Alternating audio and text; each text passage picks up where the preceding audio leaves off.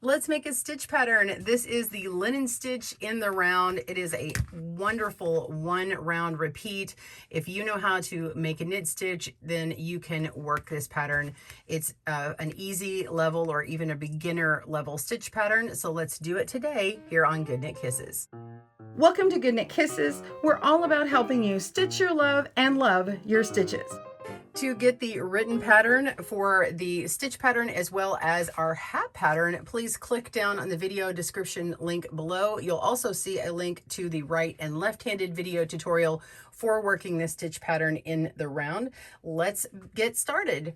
For our pattern today, we are working with a bulky number 5 weight yarn or chunky weight yarn, and I'm working with a US 11 needle, but you can use whatever yarn and needle are appropriate for each other.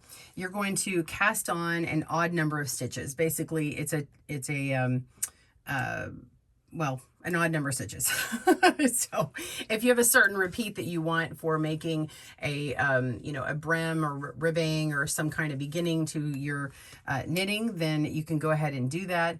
Again, the pattern for this hat is down below, and you can see cast-ons for various sizes. All right, so I have an odd number of stitches ready to begin round 1. You're just simply going to knit that first stitch.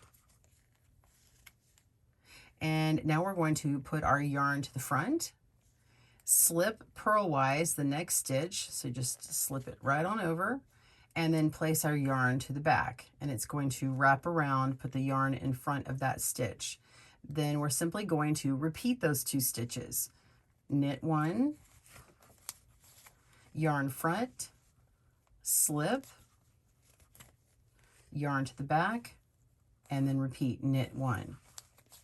So it's pretty it's pretty simple. You just keep going round and round and round, and in fact, by the time you get to the end, you have 1 stitch left, and you can just continue repeating that pattern. So it will end with your stitch marker, and you slip it. In fact, you may find that you want to just take your stitch marker off and then knit to the length that you like if it just gets in the way, because honestly, all you're doing is repeating those 2 stitches, and then the last stitch, you just continue in that stitch pattern, and then the first stitch of the next round is the next one. So I'll get to the end of this round and show you what that looks like and demonstrate. So I'm coming down to the end. I have a couple of stitches left. My yarn is front. I'm going to slip that stitch, put the yarn to the back, and knit the last stitch, and then slide my stitch marker, and then put the yarn to the front.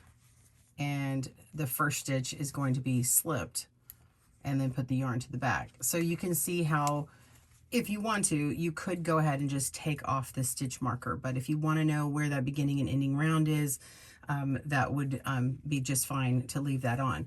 And the other indicator of where the beginning of the round is if you haven't woven in your beginning tail, it's going to be here, and you can kind of trace it up and know that you are at the beginning. So you can see how this can be a very easy stitch for a beginner to learn.